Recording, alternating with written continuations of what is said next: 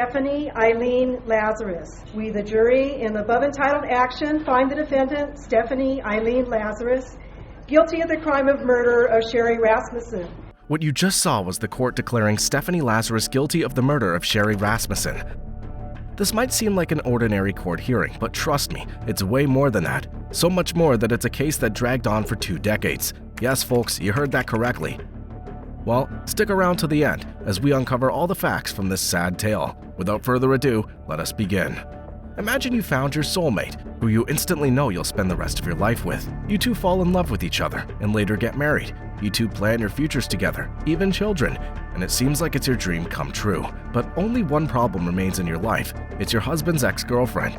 She can't seem to admit that your husband has chosen you instead of her, and as her obsession increases, the threat of her causing you harm increases. Eventually, she literally kills you. Well, that's exactly what Stephanie Lazarus did. Let me explain. Well, Stephanie killed Sherri on February 24, 1986 by shooting her. Stephanie Lazarus, who was a Los Angeles Police Department officer at the time, confronted Sherri Rasmussen in her residence. According to reports, she shot her 3 times. But why? Well, as I mentioned, the motive for the murder was a romantic dispute, as Stephanie had been in a prior relationship with Sherri's husband, John Rudin. The case remained unsolved for several years, and it wasn't until 2009 that Lazarus was linked to the crime through DNA evidence, ultimately leading to her arrest and conviction. Now watch as we see this unwind in an interrogation as seen in the following clip. John Rutten? Rutten. The investigators already knew how to say John Rutten's name correctly. The mispronunciation was a simple strategy to see how the suspect would react. Here you could see the detectives bring up the name John Rutten wrongly and see how Stephanie reacts. Clearly shows she's overthinking it and trying to act as if she doesn't know. Right. Oh yeah, I went to school with him. You did? Yeah. How long did you know him? Gosh, I went to school in, let's see, went to UCLA in 1978 I started, and She does the same when she's asked about a relationship with John. She's obviously trying to mask the truth and trying her best to throw off the detectives. However, the fact she came to the interrogation without knowing about it, the element of surprise has led her to overkill the situation. I mean, what's this all about? Well, it's relating to his wife. She does the same when the detectives try to understand the nature of the relationship between her and John.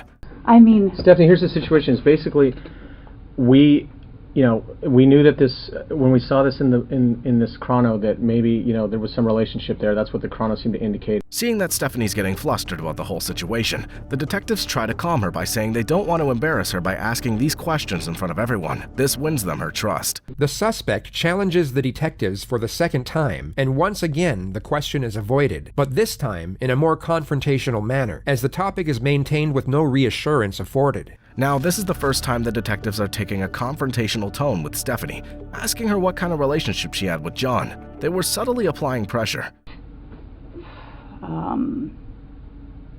The third question is about to be posed, and her focus is about to switch from pretending to be thinking to actually thinking. Here we see the difference between Stephanie's deceptive face when she's acting and when she's actually thinking. This clearly shows that she was lying beforehand.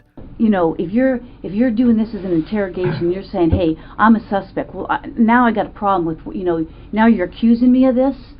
Is that what you're saying? Here you could see her reaction when she thinks that this is an interrogation and immediately starts becoming defensive. Because nobody was ever arrested on the case. I don't know that or not. Okay. Here we see another dumbfounded reaction from Stephanie as she again struggles to grasp how much the detectives have uncovered regarding the case. If we asked you for a DNA swab, would you be willing to give us one? Maybe. Now the detectives have explained everything to her, from her involvement in the case to the fact that they still have the DNA sample of the case, and how modern technology allows them to check such sample with utmost accuracy. When asked about whether she would give them a DNA sample, Stephanie again gave an exasperated look and seemed almost too desperate to get out of the situation. Because now Because I'm thinking I probably need to talk to a lawyer. Okay. I mean, well, because I know how this stuff works, okay? Don't get me wrong, you're right, I have been doing this a long time. She gets so desperate that she stutters out that she needs a lawyer. This clearly is an attempt to get out of the whole situation, as she is now genuinely panicking. She then starts to rant that she knows how these things go, as she is a detective herself. She says they're pinning this on her, and it's crazy to think that she could have done that. In the end, she gets up and starts to leave, marking an end to the interrogation. okay. All right. Well, thanks for giving me the courtesy. I wish I recorded it. Thanks for your time. Yeah, thank you. This is absolutely crazy. Have a seat, Stephanie. This is insane. Okay. But it's not the end of the interrogation, as it turns out she's cuffed outside the interrogation room and is under arrest. They escort her back to the room, where they read her rights. The whole time, Stephanie has a defeated expression, but she continues to plead her innocence by saying that she's shocked by the whole situation. Later, they take her out of the room.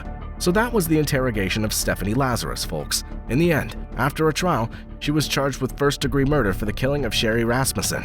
And the weirdest part is that she was charged on June 5, 2009, which was more than 23 years after the murder took place. We've already seen why it took such a long time for the case to be solved. But in the end, it's good to see that justice prevailed. Deservedly, Stephanie was convicted in March 2012 and was subsequently sentenced to 27 years to life in prison. Right now, she's still serving her sentence. Serves her right, to be honest. The way John cried while he addressed the court, Stephanie really broke a happy marriage. That's it for today's video. If you like watching similar content, do check out my other video, Top 20 Funniest Moments of Drunk People Getting Arrested, and I hope to see you in the next video.